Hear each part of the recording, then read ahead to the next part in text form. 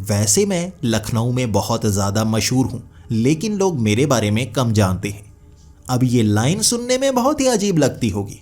आपको ये सवाल दिमाग में आ रहा होगा कि अगर मैं बहुत ज़्यादा मशहूर हूँ तो लोग मेरे बारे में कम क्यों जानते हैं। अब मेरे कारनामे ही ऐसे हैं कि मैंने वो काम तो किए हैं, लेकिन लोगों को पता नहीं कि असल में वो मैंने किए हैं। मुझे खुशी तो बहुत होती है, लेकिन मैं बता नहीं पाता। अब सबसे पहले उन कारनामों की बात करने से भी पहले मैं आपको ये बताना चाहूँगा आखिर मैं कौन हूँ और क्या करता हूँ। जसविंदर मेरा नाम है और मैं एक हैंडसम बॉय हूँ। यानी कि जब से मैं पैदा हुआ तब से ही नर्स ने कह दिया था कि इतना खूबसूरत लड़का है, ये दिखने में हमेशा खूबसूरत रहेगा और लड़कियां इसके आगे पीछे घूमेंगी। माँ ने बचपन से मुझे ये बताया कि तुमसे ज़्यादा खूबसूरत कोई है ही नहीं। अब मैं क्या करता, मुझ में थोड़ी थोड़ी अकड़ सी आने लगी और हर जगह मैं वो अकड़ दिखाता। लेकिन स्कूल में सब मुझसे जलते थे, लड़के हों या लड़कियाँ। मैं उन्हें कहा करता था कि मैं बहुत ज़्यादा हैंडसम हूँ, बहुत सुंदर दिखता हूँ, और वो हंसने लगते। मुझे समझ में नहीं आता ऐसा क्यों। एक तो मेरा मुंह थोड़ा सा बड़ा था, और वैसे भी बड़ी चीज़ खूबसूरत होती है ना, तो मेरा चौड़ा मुंह काफ़ी सुंदर लगा करता था शीशे में। लेकिन सामने वाले वो सब लड़के कहा करते कि तुम तो काफ़ी भद्दे दिखते हो। इसके बाद भी मैंने अपना दिल हारा नहीं था। मैं बस और सुंदर बनने की कोशिश करता रहा। जब मैं 18 साल का हो गया था तो कॉलेज में एडमिशन मैंने करवा ली थी, लेकिन एक बुरी आदत मुझे लग गई थी तंबाकू खाने की। और तंबाकू मैं इतना ज़्यादा खाया करता कि मेरे दांत थोड़े थोड़े सड़ गए थे। लेकिन मैंने कई मोटिवेशनल वीडियोस देखी थी जिनमें कहा जाता है कि जो आपकी बुरी चीज़ होती है वही आपकी सबसे अच्छी चीज़ बन सकती है, बस नेगेटिव को पॉजिटिव करना है। मेरे दांत सड़ चुके थे, थोड़े थोड़े काले हो चुके थे।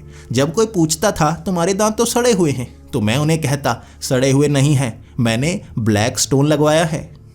जैसे लोग सोने के दांत लगवाते हैं, मैं उससे भी महंगा ब्लैक स्टोन लगवा चुका हूँ। कई लोग हंसने लगते, कई यकीन नहीं करते, लेकिन मैं हर नेगेटिव चीज़ को पॉजिटिव कहा करता था ही मैं इतना सुंदर। मैं क्या करता, लड़कियां तो मेरे आसपास घूमा करती थी, वो बात अलग थी, मुझसे बात नहीं करती थी और हंसकर निकल जाती थी। वो मुझे देखकर जैसे मदहोश हो जाती थी, वो हंसती रहती थी। मुझे कभी कभी ये लगता था मेरे ऊपर हंस रही हैं, लेकिन माँ की बात मुझे याद थी, मैं तो सबसे हैंडसम हूँ और हैंडसम लड़कों को देखकर लड़कियों की हंसी निकल ही जाती है। मेरा शरीर स्लिम ट्रिम था, लेकिन मेरे दोस्त कहा करते तू बहुत पतला है। मेरा मुंह थोड़ा सा मोटा था और मेरे दोस्त कहा करते तेरा मुंह सूजा हुआ है, शरीर पतला है, मुंह सूजा हुआ क्यों है। अब मैं क्या कहता, मेरे पिताजी की बनावट भी ऐसी थी और मेरी बनावट भी ऐसी थी, लेकिन मैं ज़्यादा चीज़ें खाया करता, इसलिए शरीर को नहीं लगती, मुंह को लगा करती थी, इसलिए मुंह मेरा सूजा सूजा रहता। लेकिन मैंने पहले भी आपको कहा बड़ी चीज़ें अच्छी होती हैं, और मेरा मुंह भी थोड़ा चौड़ा था, यानी कि जॉ लाइन थी। वो बात अलग है, नीचे की तरफ थोड़ा सा मांस भी लटका हुआ था, लेकिन उसे डबल चिन नहीं कहा जा सकता। उसमें कौन सी हड्डी होती है, उसे चिन थोड़े ना कहा जा सकता है। मैं खेल कूद में भी बहुत अच्छा था। कॉलेज में कबड्डी के टूर्नामेंट हुआ करते थे और मैं उस टूर्नामेंट में भाग लिया करता। मैं हर बार फंस जाता था। अब खूबसूरती मेरी दुश्मन बन रही थी। मेरा ये बड़ा सर हर किसी के पास जैसे बड़ी आसानी से जकड़ जाता। शरीर मेरा पतला था, लेकिन हर कोई जैसे अपनी बाजू से मेरी गर्दन को पकड़ लेता और मैं अपने सर को उसकी बाजू से निकाल नहीं पाता। बार बार मैं फंसता। लेकिन हर नेगेटिव चीज़ का कोई पॉजिटिव फ़ायदा भी तो होता है। जब मुझे गुस्सा आता मैं बाबा की तरह सर घुमाने लगता। मेरा भारी सर था, जिसके टकराता वो मदहोश होकर गिर जाता। इस तरह कबड्डी के टूर्नामेंट में मेरा नाम याद रखा जाएगा।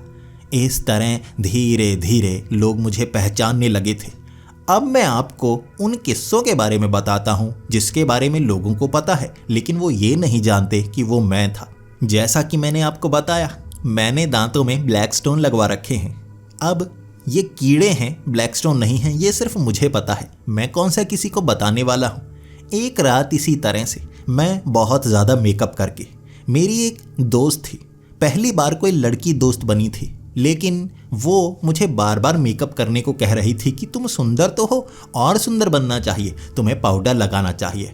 उस रात कॉलेज में छोटा सा फंक्शन था और मैं उस फंक्शन में भाग लेने के लिए सफ़ेद सफ़ेद पाउडर मुंह पर लगाकर कॉलेज की तरफ जा रहा था। ये एक सुनसान सी जगह थी। जब मैं वहाँ से निकल रहा था, शायद वो लड़के कॉलेज से आ रहे थे और कुछ आंटियाँ पास के मोहल्ले से आ रही थी।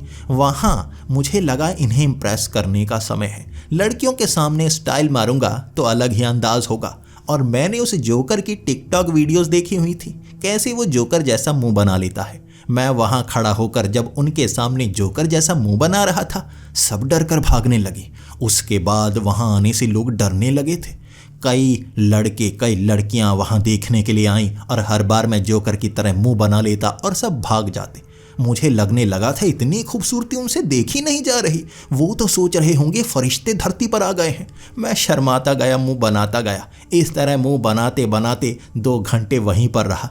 कॉलेज में वो मज़ा कहाँ आने वाला है जो यहाँ पर आ रहा था। मुझे देखने के लिए लोग आ रहे थे और इस तरह भाग रहे थे जैसे फरिश्ते देख लिए हों। और जब फरिश्ते सामने आते हैं हम डर ही जाते हैं ना, भले ही वो बहुत खूबसूरत हों। मैं भी शायद बहुत खूबसूरत लग रहा था। कॉलेज जाने का मन ही नहीं किया। मैं थक गया और सीधा घर आ गया। वो तो अगले दिन एक खबर ने मुझे हैरान कर दिया था। शहर में अखबारों में भी खबर छा गई थी कि शहर में चुपाकाबरा देखा गया है, एक अजीब सा छोटा भूत जिसका सर बड़ा होता है। अब किसी को क्या बताता, वो चुपाकाबरा नहीं था, वो मैं था, जसविंदर। और इसी तरह मुझे भूतों से बिल्कुल डर नहीं लगता। मैं कई बार भूतों का सामना कर चुका हूँ। भूतिया घर, जब भी मुझे कोई भूतिया घर के बारे में पता चलता है मैं वहाँ पहुँच जाता हूँ। बचपन में मैंने एक भूत देखा था और मेरी खूबसूरती का कमाल था कि वो मुझे देखकर डर कर भाग गया था।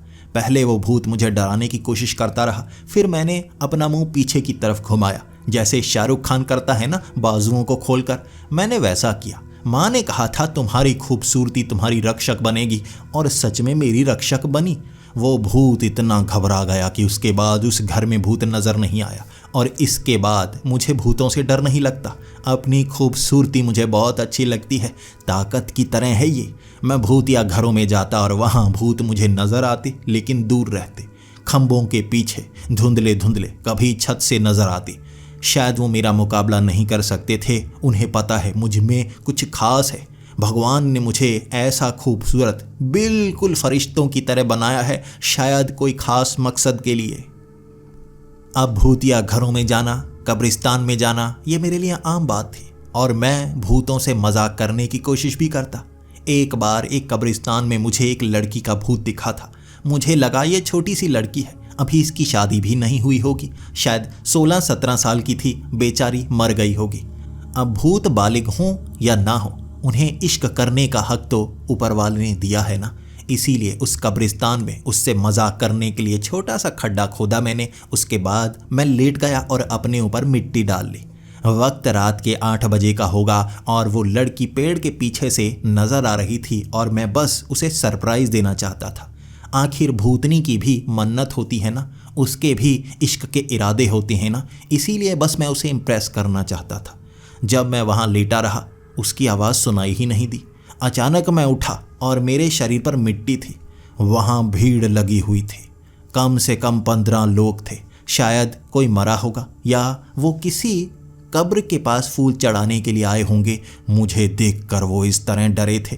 15 लोगों की भीड़ वहाँ दीवारें फांद कर बाहर की तरफ भाग गई थी। मुझे लगा अरे यार, गलत लोगों को डरा दिया। सरप्राइज़ तो उस लड़की को देना था। वहाँ वो तो भाग गए, दोबारा वो लड़की भी कभी नज़र नहीं आई। लेकिन अगले दिन अखबार में फिर से नई खबर छा गई थी। अब ये उर्दू अखबार में लिखा हुआ था कि कब्रिस्तानों में मुर्दे जिंदा होना शुरू हो गए हैं, कयामत नज़दीक आ चुकी है।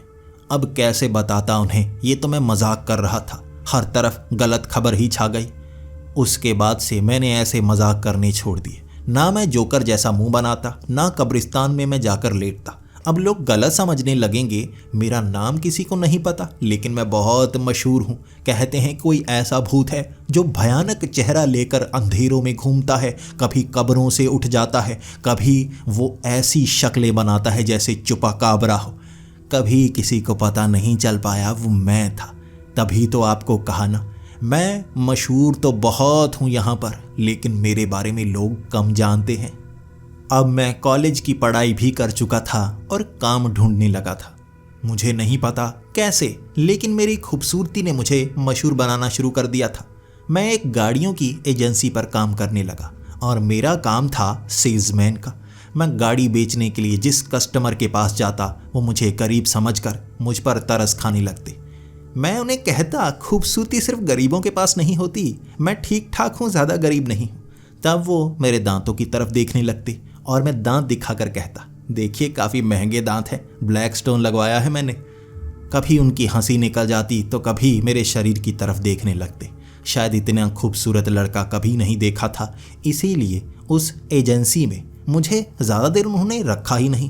पता नहीं क्यों, शायद वो जलते थे मुझसे कि लड़कियां मुझसे बहुत ज़्यादा इम्प्रेस हो जाती हैं। अब कई लड़कियां कस्टमर आया करती थी और मैं भाग कर आगे हो जाता, क्योंकि लड़कियां तो मुझ पर मरती हैं ना, उन्हें आसानी से कस्टमर बनाया जा सकता है और गाड़ी बेची जा सकती है। लेकिन जब मैं उनके सामने मुस्कुराने लगता, वो भाग भाग कर नई नई गाड़ियाँ देखने लगते। कुछ समय बाद मुझे उस एजेंसी से निकाल दिया गया।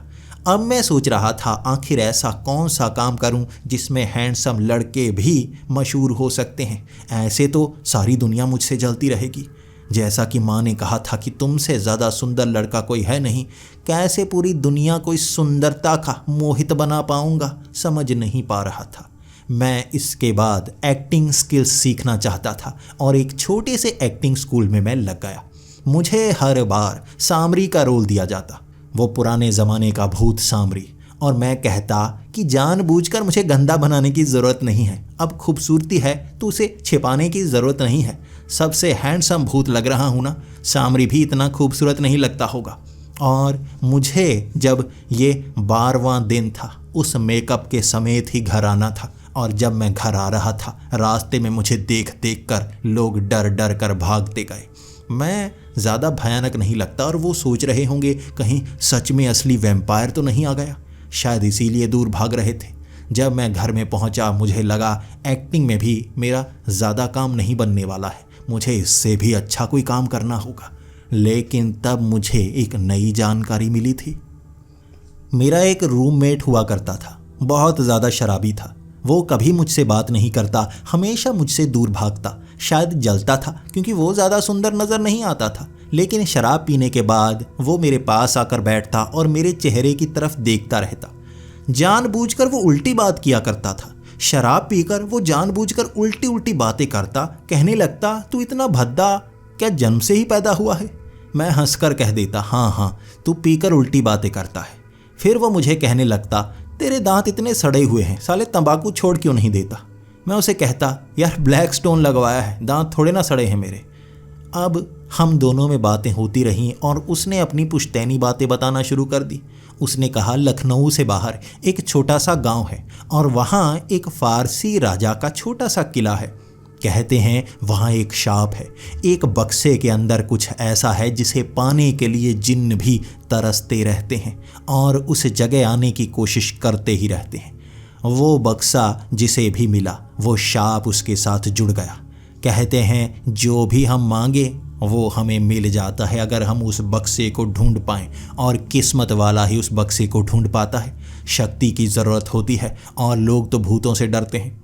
मैंने उससे कहा, मैं भूतों से नहीं डरता, भूत मुझसे डरते हैं। मेरे जैसा देखने के बाद वो भाग जाते हैं। तो उसने कहा, इतने भद्दे नज़र आते हो, भूत भी डरते ही होंगे।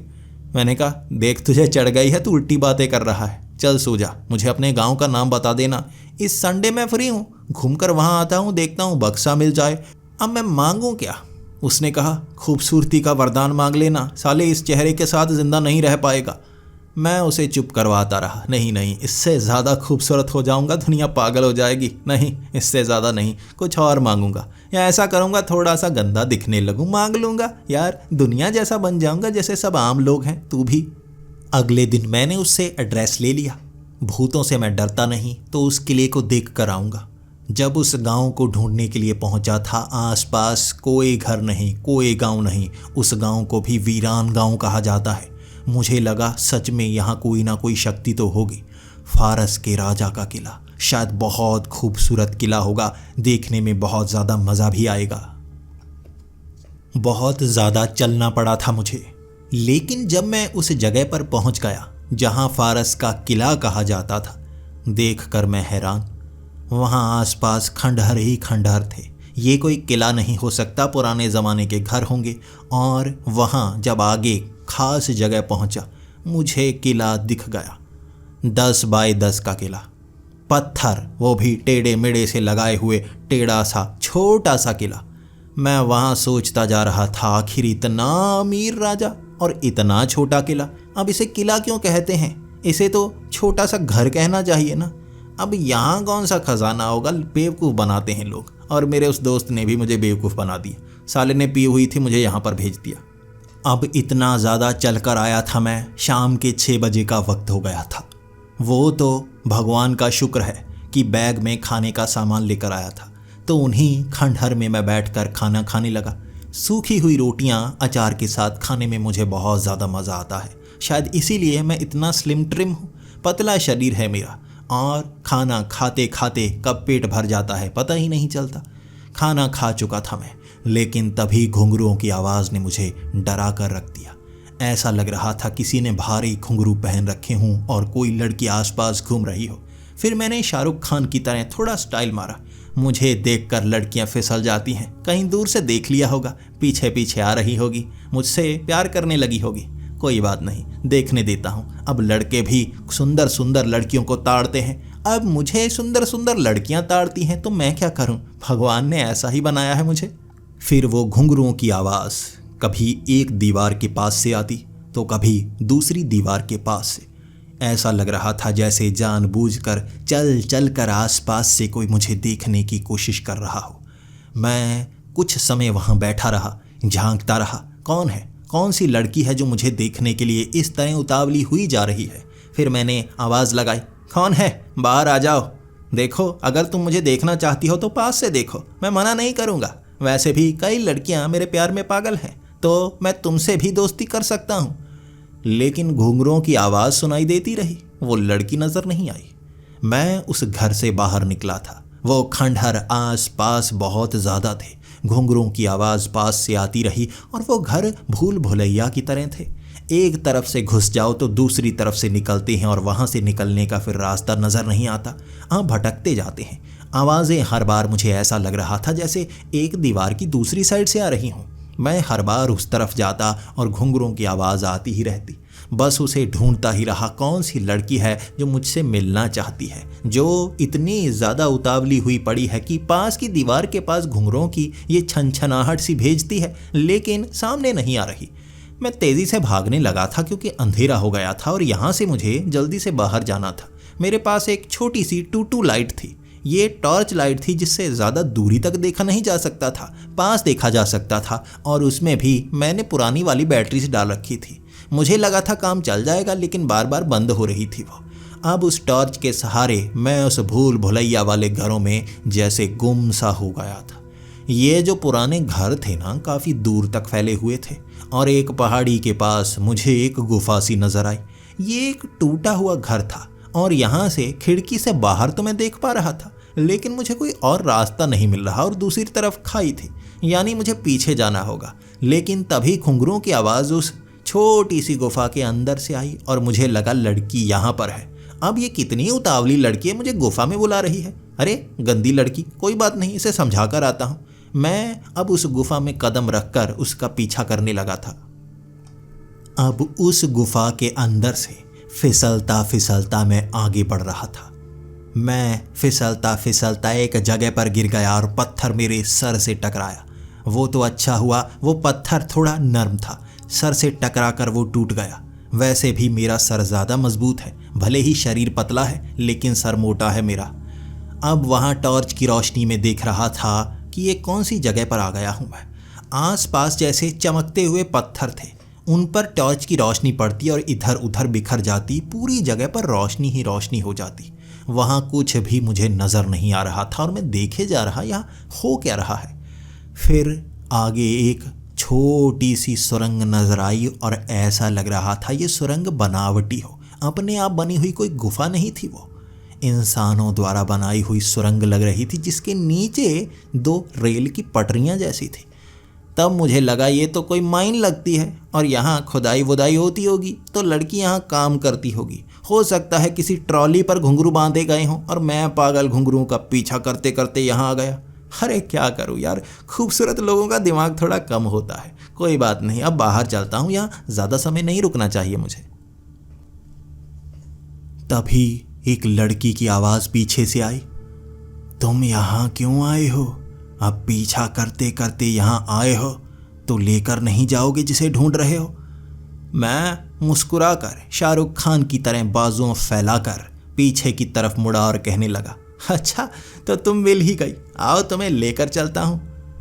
पीछे कोई नहीं था, लेकिन एक गुस्से भरी आवाज, हो ठरकी कमीने, मैं अपनी बात नहीं कर रहा।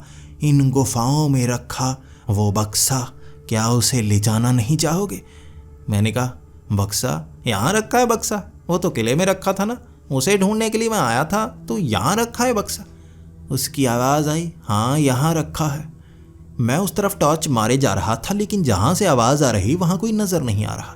तो मैंने कहा, तुम कहाँ हो? छिप क्यों रही हो? कपड़े तो पहने हैं ना, इस तरह शर्मा क्यों रही हो? सामने आओ, मैं तुम्हें देखना चाहता हूँ। तो उसने जवाब दिया, देखना चाहते हो?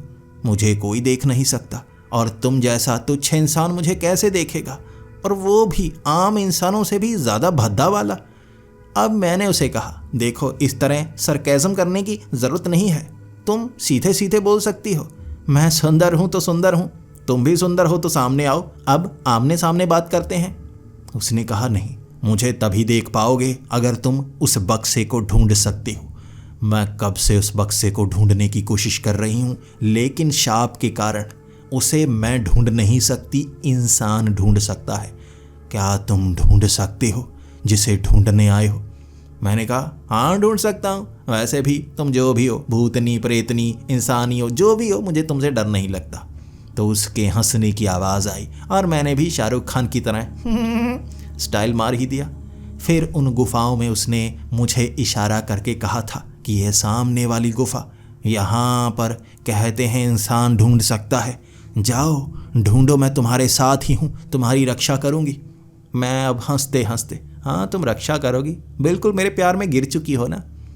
कुछ गुर्राने की आवाज़ आई थी, लेकिन उसकी थी या किसी जानवर की मुझे समझ में नहीं आया। अब उस गुफा में मैं घुस गया था। जैसे ही उस गुफा में घुसा, मेरा सर चकराने लगा था। सामने अजीब अजीब दृश्य दिखने लगे थे। कभी मुझे एक बिल्डिंग नज़र आती तो कभी वो गुफा, कभी मुझे सोने की सिल्लियाँ नज़र आती तो कभी एक बड़ी सी बर्फ़ नज़र आती, कभी तो मुझे एक बिल्डिंग का कमरा दिखता। ये भ्रम हो रहे थे इस जगह पर और मैं हैरान। और मैं भी मदहोश सा वहाँ जा रहा था, जैसे मैंने 2-4 पैग लगाए हों। मैंने उस लड़की से पूछा था, मेरा सर क्यों चकरा रहा है, मैं यहीं पर हूँ या कोई सपना देख रहा हूँ? तो उसने कहा, यही तो है, हम इसे देख नहीं सकते और इंसानों को भ्रम होता है। कोई ऐसा जिसका दिमाग पर बहुत ज़्यादा कंट्रोल हो, वो बक्से को ढूंढ सकता है। और तुम इतना नज़दीक आए हो, लोग तो इस गुफाओं को ढूंढ नहीं पाते, तुमने तो गुफा ढूंढ ली। कैसे ढूंढी?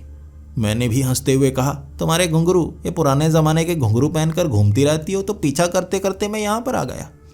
इसके बाद उसने कोई जवाब नहीं दिया, लेकिन उस गुफा के अंत में एक काले रंग का बक्सा पड़ा था। इतना गंदा बक्सा, इतनी गंदी बदबू, उसे हाथ लगाने का मन नहीं कर रहा था। वहाँ पहुँचते ही उसने आवाज़ लगाई, मिला क्या? कुछ दिख रहा है या नहीं? मुझे यहाँ कुछ दिखाई नहीं देता, समझ में नहीं आता। अब मैं टॉर्च की रोशनी बक्से पर मारकर कहने लगा, ये सामने तो पड़ा है बक्सा, नज़र क्यों नहीं आ रहा? मुझे तो दिख रहा है और मैं हाथ लगाने वाला नहीं। कितना गंदा, टट्टी जैसी बदबू आ रही है, मैं हाथ नहीं लगाऊंगा। फिर उस लड़की ने मेरा हाथ पकड़ा। जब उसने मेरा हाथ पकड़ा, तभी मेरी गर्दन पर हाथ दूसरा रख कर कहने लगी, अपनी मुंडी पीछे मत घुमाना, तुम पीछे घूमे तो तुम्हारा सर धड़ से अलग कर दूंगी। मैं अब थोड़ा सा घबराया और कहने लगा, ठीक है, नहीं देखता, अब तुम्हें भी शॉर्ट कपड़े नहीं पहनने चाहिए थे, इस तरह शर्मा रही हो। ठीक है, अब मेरा हाथ क्यों पकड़ा है? क्या इश्क हो गया है मुझसे? वो कहने लगी, नहीं, यहाँ मैं कुछ देख नहीं पाती, मुझे नहीं पता कैसे, लेकिन यहाँ कोई जादू है जिस कारण मैं किसी चीज़ को छू नहीं पाती, किसी चीज़ को देख नहीं पाती। अब तुम्हारा मैंने हाथ पकड़ा है, मेरे हाथ को उस दिशा की तरफ करो जहाँ बक्सा पड़ा है, मैं उस बक्से को खुद हाथ लगाऊंगी और यही एक रास्ता है। मैं इंसानों की दुनिया में पूरी आकृति लेकर तभी आ सकती हूँ, मेरे शाप को काटने के लिए इस शाप की ज़रूरत है। मैंने कहा, क्या मतलब तुम्हारा? उसने कहा, तुम्हें जानने की ज़रूरत नहीं, उस दिशा में हाथ लेकर जाओ। अब उसका हाथ सच में बहुत ज़्यादा मखमली सा था, नरम नरम सा हाथ। मैं बार बार उसके हाथ को मले जा रहा और वो गुस्से में कहे जा रही, उस दिशा में हाथ लेकर जाओ। सच में लड़की का हाथ अपने हाथ में कभी पकड़ा ही नहीं। अब इतना हैंडसम हूँ, लोग जलते हैं इसलिए लड़कियों को भगा देते हैं। पहली बार किसी लड़की ने हाथ में हाथ दिया था। अब मैं बार बार हाथ को मले जा रहा था और पता नहीं क्यों मेरी गर्दन को उसने ज़ोर से जकड़ लिया। मेरी गर्दन दर्द करने लगी थी और वो कहने लगी, इसे धड़ से अलग कर दूंगी, जो काम कहा है वो काम करो। अब मैं उसका हाथ आगे की तरफ करने लगा, तभी उसने मुझे चेताया, ध्यान रखना, सिर्फ मेरा हाथ उस दिशा में करना, अपना हाथ खींच लेना। उस बक्से को तुम छुओगे तो वो शाप तुम्हें ख़त्म कर देगा, बांध लेगा तुम्हें यहाँ पर, इसलिए ध्यान रखना। मैं तो कुछ और हूँ, इसलिए आज़ाद रहूँगी, तुम तो फंस जाओगे। अब मैं उसके मखमली हाथ में इतना ज़्यादा खोया हुआ था, ये बात ध्यान से निकल ही गई। उसका हाथ आगे करता रहा और वो कहती रही, कितना आगे है, कितना आगे है। मुझे उसके हाथ में इतना ज़्यादा मज़ा आ रहा था। उसका हाथ अपने हाथ में लिए मैंने उस बक्से को ऐसे ही खोल दिया उंगलियों से, तभी एक बिजली का झटका सा लगा दोनों को। वो लड़की का हाथ सुंदर दिखने लगा था, बक्सा खुल चुका था और पीछे खड़ी वो मेरी तरफ देखी जा रही। मैं उसे देखकर सच में हैरान था। इतनी खूबसूरत लड़की, इतनी खूबसूरत लड़की, ये तो कोई परी लग रही थी। ये इंसान नहीं हो सकती, इंसान इतने सुंदर भी नहीं होते। ये तो मुझसे भी ज़्यादा सुंदर लड़की थी। उसे देखता रह गया। उसकी आंखें जैसे हिरण जैसी थी, उसका चेहरा बिल्कुल खूबसूरती से भरा हुआ, टमाटर की तरह लाल चमकता हुआ। और वो गुस्से में थी या मुस्कुरा रही थी पता नहीं चला। जब उसने एक चमाट मेरी गाल पर लगाई तब मुझे पता चला वो गुस्से में है। फिर उसने अपने नाखून मेरी गर्दन में गड़ाने की कोशिश की और कहा, ओह पागल, ये क्या कर दिया, ओह पागल, ये क्या कर दिया। मैं इस दुनिया में आ तो गई, लेकिन तू भी मेरे साथ जुड़ गया। ये तेरा हाथ हमेशा मेरे हाथ में रहेगा। कैसे जीऊँगी ये ज़िंदगी, मैं कैसे जीऊँगी। सच में उसका हाथ मेरे हाथ से चिपक सा गया था, जैसे दोनों का हाथ एक ही बन गया हो। उसे छुड़ाया नहीं जा सकता था। उस लड़की की आंखें खुली की खुली रह गई थी और वो बक्से की तरफ देखती जा रही, फिर ऊपर की तरफ देखने लगी। चारों तरफ देखकर वो कहने लगी थी, मैं तो यहाँ सा शरीर आ गई, अब मैं गायब ही नहीं हो सकती। फिर मैं उसे देखकर कहने लगा, गायब? तुम्हें गायब होने की ज़रूरत क्या है, इतनी सुंदर तो लगती हो। फिर उसने मेरी गाल पर एक चमाट लगाई, इतनी ज़ोरदार कि पटैक की आवाज़ चारों तरफ गूंजने लगी थी। फिर गुस्से में वो कहने लगी, मैं एक सिला जिन्न हूँ। सिला जिन्न अपनी दुनिया में रहती है, यहाँ बस घूमने आती है, अपना काम करती है। तेरे कारण मैं यहाँ बंध गई। अब ना तेरा हाथ मैं छुड़ा पाऊँगी, ना अपनी दुनिया में जा पाऊँगी, ना मैं तुझे लेकर अपनी दुनिया में जा सकती हूँ। मैं तो फंस गई ना। अब क्या करूँ, तेरे ये बाजू काट दूँ, तेरे हाथ को लेकर चलती हूँ। मैं एकदम से घबरा गया। अरे अरे, इश्क की निशानी तो कोई अंगूठी होती है ना, देखो पूरा हाथ थोड़े ना लेकर जाते हैं। वो तो कहावत है, हाथ मांगना, हाथ थोड़े ना लेकर जाते हैं। वो अब मेरी तरफ देखकर गुस्से में घूरने लगी और उसका चेहरा बड़ा सा हो रहा था, ऐसा लग रहा था मुंह फूल रहा हो। फिर लाल लाल आंखें दिखाकर कहने लगी, सिला जिन, भले ही इंसानों से लड़ती नहीं, दिखती नहीं, लेकिन तूने जो किया है, तेरे तो छोटे छोटे टुकड़े करूँगी, छोटे छोटे। तेरे छोटे छोटे टुकड़ों को भी मैं मरने नहीं दूंगी, क्योंकि तू मुझसे जुड़ा है। तू मरेगा भी इतनी आसानी से नहीं। फिर तड़पाऊंगी, जलाऊंगी, सड़ाऊंगी, तुझे बर्बाद कर दूंगी। मैं अब रोने लगा था। क्या करूं, क्या करूं। मेरी किस्मत में एक ही लड़की लिखी थी, लेकिन वो सिला जिन्न होगी मुझे नहीं पता था, और वो भी मुझे मारने की बात कर रही है। अब इश्क में इतना क्या गिरना कि मार ही देना। वो मेरे सामने मेरी तरफ देखकर कहने लगी थी, ओ इंसानों के बड़े मुंह वाले जानवर, तू यहाँ क्यों आया था? तुझे मैंने कहा था हाथ पीछे रख, मेरे हाथ को आगे ले गया। मैं तुझसे जुड़ गई, अब क्या करूं। मैं अब इतनी जल्दी मर भी नहीं सकती, तुझे मार भी नहीं सकती। अब क्या करूं, मेरे पास कोई रास्ता नहीं है। तूने मुझे बर्बाद कर दिया। मैं भी रो रहा था, वो भी रो रही थी। आधा घंटा उस गुफा में रोने की आवाज़ें आती रहीं। ऐसा लग रहा था दो अलग अलग जानवर रो रहे हों।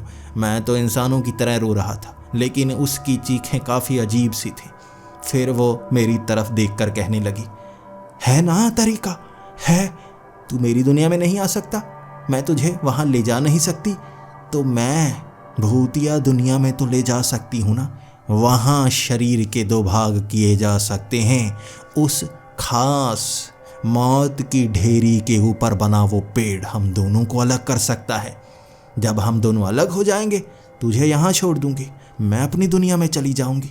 मेरा काम भी हो जाएगा, तेरा काम भी हो जाएगा, और मैं शाप से तो आज़ाद हो चुकी हूँ, बस इस शाप से जुड़ी हूँ। अब इससे आज़ाद होने के लिए मुझे तेरा साथ चाहिए। देगा ना मेरा साथ, चलेगा मेरे साथ, वरना घसीट कर लेकर जाऊंगी। मैं अब सोचने लगा था, भूतिया दुनिया, ये भूतिया दुनिया कौन सी होती है? क्या कोई अमेरिका के पास का कोई देश है या भूतिया दुनिया, या कोई टापू वापू? वो कहने लगी, यहाँ का टापू नहीं, एक अलग दुनिया का टापू, जहाँ पर मुर्दे रहते हैं, भूत चुड़ैलें जो यहाँ कभी कभी आती हैं वो रहती हैं। अब जो सिला जिन्न की दुनिया है वो तो बिल्कुल अलग है, उसकी बात नहीं कर रही, उसके बारे में मत सोच। तुझे भूतिया दुनिया में लेकर जाऊंगी, जहाँ एक पेड़ की पत्तियाँ हम दोनों को अलग कर सकती हैं, लेकिन खतरा बहुत है तेरे लिए।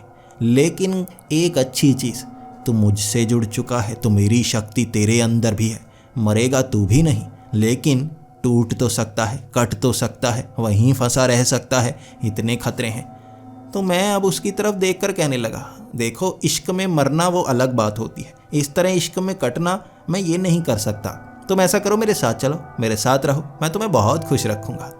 तब वो मेरे चेहरे को देखकर कहने लगी, ओ बड़े मुंह वाले, तेरे साथ कैसे रहूँगी? ओ खुदा, या तो मुझे जहन्नुम की आग में जला दे या इससे बचा दे, कुछ एक चीज़ कर दे।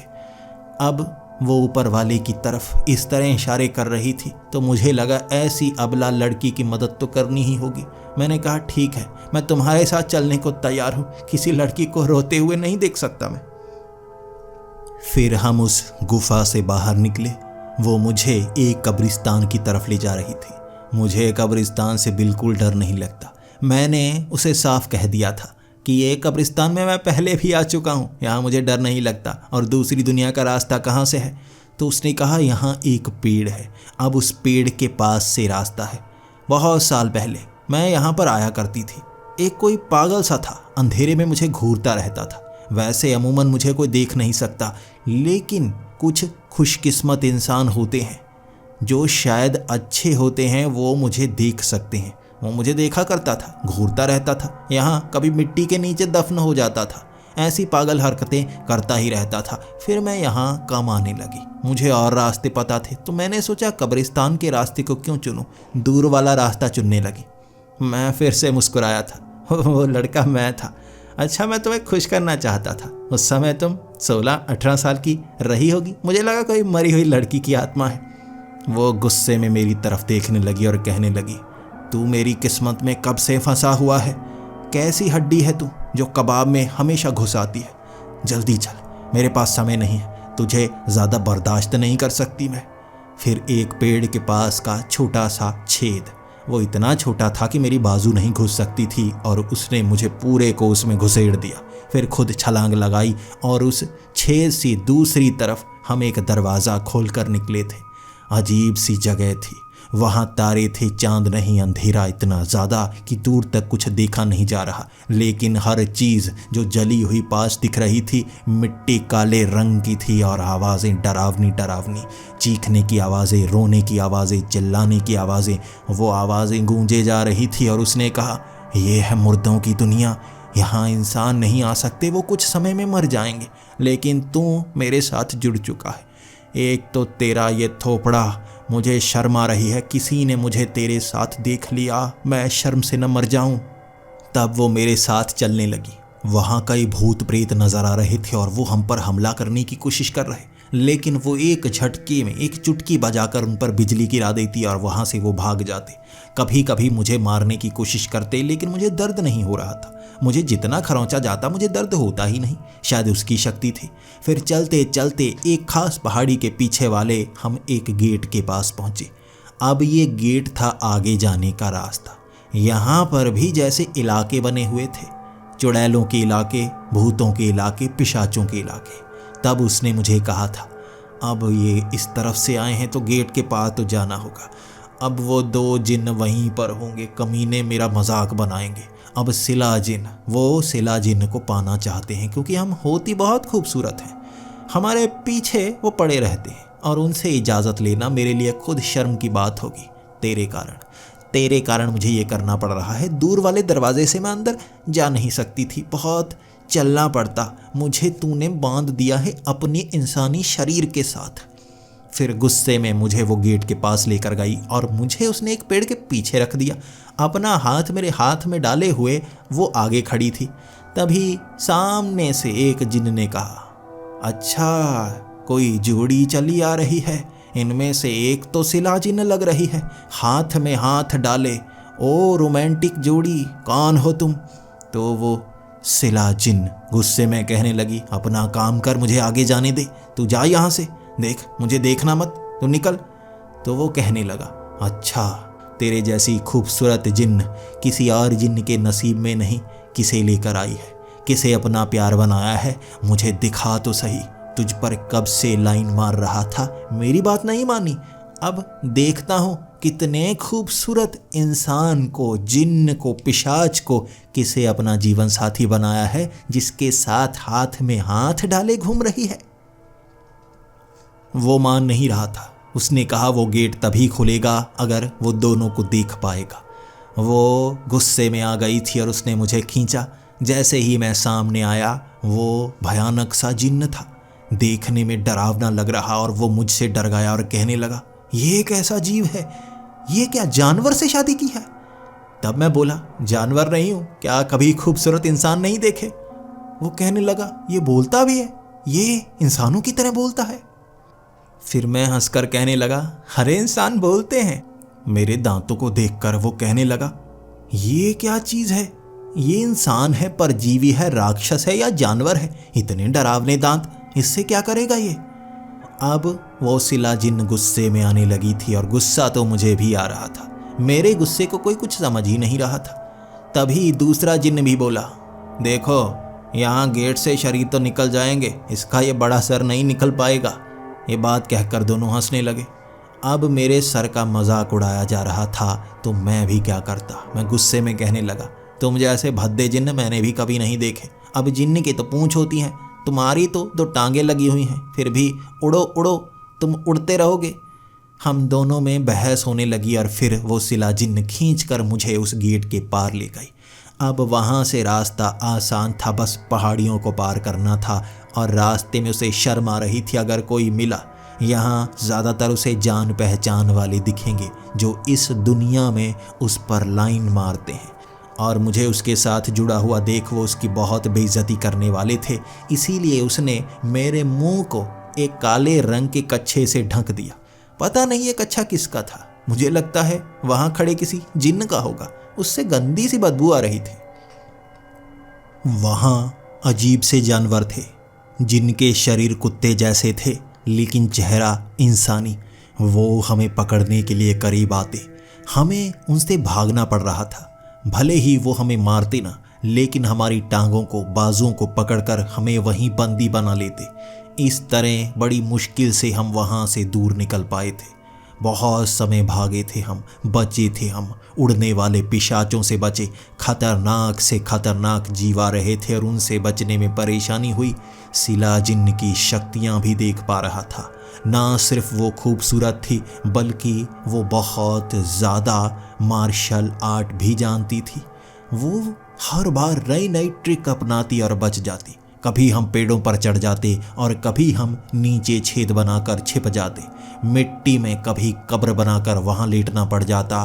और मैंने देखा यहाँ इस मुर्दों की दुनिया में भी कब्रें हैं। मैं तो खुद हैरान था, आखिर यहाँ कब्रें क्या हैं, क्योंकि इस दुनिया में शरीर लेकर तो कोई आता नहीं, तो कब्रें किसकी बनाते हैं? मुझे इसका जवाब मिला ही नहीं। जब हम उस पहाड़ी के पास पहुँचे थे जहाँ ऊपर एक पेड़ नज़र आ रहा, और तब उसने कहा था, ये सबसे खतरनाक जगह है, यहाँ पर चुड़ैलें रहती हैं। ये चुड़ैलें किसी से नहीं डरती और इन्हें देखकर हर कोई डर जाता है। ये सबसे खतरनाक चुड़ैल की प्रजाति है जिन्हें काली चुड़ैलें कहा जाता है, क्योंकि इन्होंने काले कपड़े पहने होते हैं और ये बहुत भयानक डरावनी, कुछ लोग हार्ट अटैक से इन्हें देखकर मर जाते हैं। इसके बाद हम आगे बढ़ने लगे थे और मुझे डर लग रहा था, ऐसी काली चुड़ैलें, क्या मैं मर तो नहीं जाऊंगा उन्हें देखकर। उस पहाड़ी पर जब हमने चढ़ना शुरू किया, चुड़ैलों का झुंड था जो हमारी तरफ आ रहा था। उनमें से एक सबको चीरती हुई जैसे सबके आगे आकर खड़ी हो गई। वो बहुत डरावनी थी और मैं उस शिलाजिन्न के बिल्कुल पीछे, जैसा कि उसने कहा था। तभी वो चुड़ैल उस शिलाजिन्न को देखकर कहने लगी, क्या करने आई हो यहाँ पर? यहाँ तुम्हारा कोई काम नहीं है। चुड़ैलों के इस इलाके में कोई काम नहीं तुम्हारा, चली जाओ यहाँ से, वरना चीर दूंगी तुम्हें। यहाँ इतनी सारी चुड़ैलें हैं, तुम्हारा अब हिस्सा तक नहीं मिलेगा। तब वो शिलाजिन्न कहने लगी, मैं बस एक काम से आई हूँ, उस पेड़ का एक पत्ता चाहिए मुझे। तो वो चुड़ैल कहने लगी, सिर्फ एक पत्ता? उस पेड़ का सिर्फ एक पत्ता ही क्यों चाहिए? कोई षड्यंत्र तो नहीं रच रही? तब उस शिलाजिन्न ने कहा, अगर तुम्हें भरोसा नहीं होता, वहाँ जाकर तुम्हारे सामने पत्ता लेकर वापिस आ जाऊंगी, कुछ नहीं करूंगी, मुझे जाने दो। तो वो चुड़ैल भी अड़ गई। उस पेड़ का पत्ता ऐसे शाप को तोड़ने के लिए इस्तेमाल किया जाता है जो इंसानी दुनिया में लगे हों। अब तुम बताओ, तुम्हें किस शाप का तोड़ चाहिए और पीछे क्या छिपा रही हो? सच बताओ, पीछे क्या छिपा रही हो? तभी वो शिलाजिन्न घबराने लगी थी। कोई नहीं, कोई नहीं, पीछे कोई नहीं है। अब चुड़ैल अड़ गई, नहीं, दिखाओ कौन है? अपना हाथ पीछे क्यों किया है? शायद किसी से इश्क हो गया है तुम्हें, हाथ में हाथ डाले हुए उसे यहाँ लेकर आई हो। कौन सा जिन्न है, कौन सा जिन्न है जो इतना खूबसूरत है कि उसे छिपा रही हो?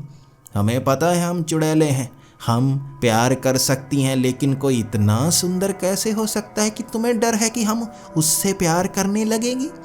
तभी मैं छलांग लगाकर सामने आ गया और शाहरुख खान की तरह मैंने ये कहा था, और तभी वो सामने वाली सबसे भयानक चुड़ैल छलांग लगाकर पीछे चली गई। ओह, ये क्या है? हाय, मैं तो बहुत ज़्यादा डर गई। क्या चीज़ है ये किस दुनिया का जानवर है बताओ? भूत प्रेत तो लगता नहीं, ये बहुत खतरनाक डरावना सा लगता है। दांत कैसे हैं इसके? मैंने कहा, ब्लैक स्टोन लगाया है। तुम भी वैसा ही मजाक कर रही हो, उल्टा मजाक। फिर एक झटके से बिल्कुल मेरे मुंह के पास आ गई और अपना हाथ मेरे मुंह में डालकर मेरे दांत में उंगली फंसाकर कहने लगी, ब्लैक स्टोन? ये तो इंसान ही लगता है। कैसे दांत हैं इसके सड़े हुए? अच्छा, तो ये कैविटी वाला बच्चा है, तंबाकू वाला बच्चा, ये तो इंसान है। सब तरफ सब चुड़ैलें इंसान इंसान कहने लगी थी, और तब मेरे चेहरे की तरफ दिखकर कहने लगी, ओ भयानक जीव, इतने भयानक इंसान, क्या सच में तुम इंसान हो या कोई भयानक शाप ने इतना भद्दा बना दिया? अपना सच अपने मुंह से बताओ। मैं अब क्या करता? उसने मेरे सर पर हाथ रख दिया, मेरे मुंह से सच निकलने लगा। मेरी खूबसूरती का राज है मेरे मुंह में लगे हुए वो कीड़े जिसे मैं ब्लैक स्टोन बताता हूँ। तब सामने से वो चुड़ैल बोली थी, ओ भद्दे इंसान, मुंह की कैविटी को कीड़ा कहने वाले, तुझे भगवान माफ नहीं करेगा। वो चुड़ैलें हम पर हमला करने लगी थी और तब शिलाजिन्न मेरे पीछे थी और ये बड़ा सर। मैं अपने सर को गोल गोल घुमा रहा था। मैंने अपने सर को इतना तेज घुमाया, 2-4 चुड़ैलें तो मैंने उठा उठा कर फेंक दी। कबड्डी के दाव आते थे मुझे, अपने सर का इस्तेमाल मैं कर सकता था, और वैसे भी इन चुड़ैलों को गर्दन की कैंची लगाना तो आता ही नहीं, तो मेरे सर को ये पकड़ नहीं सकती थी। वो पास आती, मैं अपने सर को घुमा घुमा कर उन पर मारता। वो अपने सर को बचाने के लिए मुझसे दूर जाने लगी थी और शक्तिशाली चुड़ैल वो अब मुझसे टकराने आ रही थी और शिलाजिन्न उससे डरती थी। मुझे नहीं पता क्यों, शायद औरतें औरतों से डरती हैं, इसीलिए जब वो चुड़ैल पास में आ चुकी थी, मुझे लगा इसे नीचे गिराना होगा, तगड़ा दाव लगाना होगा। मैंने भी उसकी टांग पर कैंची लगाने की कोशिश की, लेकिन उसके कपड़े के अंदर टांग थी ही नहीं, वो तो हवा में उड़ रही थी। मैंने उसके बड़ी सी उस ड्रेस के ऊपर कैंची लगा दी। फिर महसूस हुआ इसका कोई फ़ायदा नहीं। वो ऊपर से हंसती रही। फिर मैं एक तरफ से आगे भागा कि उस पत्ते को तोड़ लाऊं। दूसरी तरफ वो सिला जिन्न भागी पत्ते को तोड़ने के लिए। हमारी बाजुओं के बीच फंसी वो चुड़ैल घिसटती हुई हमारे साथ आ रही थी। उस पहाड़ी तक उसे घसीटते हुए ले गए और वो उन हाथों से निकल नहीं सकती थी। वैसे चुड़ैलें गायब हो सकती हैं, लेकिन उस शाप ने हमें इस तरह बना दिया था कि ना तो हम हमारी दुनिया के थे, ना सिला जिन्न की दुनिया के थे। अधूरे अधफसे से ऊपर पहुंचकर जब हमने उस पत्ते को तोड़ा तो उस पत्ते को एक हाथ से पकड़ लिया सिला जिन्न ने, दूसरे हाथ से पकड़ा मैंने और उस पत्ते को दोनों ने फाड़ा। जब पत्ते को फाड़ा हमारे हाथ अलग हो गए। अब हाथ अलग होते ही मैं इंसान था, वो सिला जिन्न। मेरा थोड़ा थोड़ा दम घुटने लगा। ऐसा लगने लगा था मैं बहुत कमज़ोर हो गया। चुड़ैलों ने घेर रखा था मुझे और वो चुड़ैल जो नीचे गिरी हुई थी वो गुस्से में देखने लगी और सिला जिन्न ने कहा, इसने मुझे यहाँ तक पहुँचने में मदद की है, इसीलिए इसे ज़िंदा छोड़ना है। हमारी दुश्मनी चलती रहेगी। अब इसका हमारे साथ कोई काम नहीं, इसे जाने दो। वो चुड़ैलें जाने नहीं देना चाहती थी और मैंने भी उनसे कहा, देखो लड़कियां मुझ पर फिदा होती हैं लेकिन इतनी ज़्यादा नहीं। वो सब चुड़ैलें इतनी गुस्से में थी मेरी बातों से कि सब ने मेरे दांत पकड़े। वो मेरे मुंह पर मुक्के मारती गई और मैं वहाँ से भागता गया। किसी ने मुझे कहीं और छुआ नहीं, सिर्फ दांतों पर छुआ। शायद ये स्टोन उन्हें चाहिए थे, असल में वो कीड़े थे। बाद में उन्हें पता चलता। मुक्के मार मार कर मेरे दांतों को तोड़ती गई और मैं वहाँ से भागता गया। अब सिला जिन्न ने अपने हाथ से मेरा हाथ पकड़ा था। शाप नहीं था, लेकिन वो मुझे बचाना चाहती थी क्योंकि वो अच्छी थी। उस गेट के पार वो जिन्न जब हमें देख रहे थे हमारा मजाक बना रहे थे। वाह क्या जोड़ी है, बिल्कुल हैंडसम लड़का और खूबसूरत लड़की, कमाल है। मैं तब समझा था सच इनके मुंह से निकल ही गया, लेकिन जब उस सिला जिन्न ने उस छेद से मुझे मेरी दुनिया में छोड़ा था तब एक चमाट गाल पर लगाकर कहा था, ओ बदसूरत इंसान, तुझे किसने कहा तू सुंदर दिखता है? तंबाकू से सड़े हुए तेरे दांत दूर दूर से बदबू पैदा करते हैं। हर माँ को अपना बच्चा सुंदर नज़र आता है। हमारा दिमाग होना चाहिए सच जानने वाला। क्या तुझे कभी आईना नहीं दिखा जिसमें खुद को देखा जा सकता है? अपने पूरे शरीर के कपड़े उतारना, अपनी तरफ देखना और समझना क्या तू इंसान है या कोई प्रेत है? क्या है तू उनसे भी गंदा? आज उस चुड़ैल को हार्ट अटैक आने वाला था, तेरी आंखों के सामने हुआ।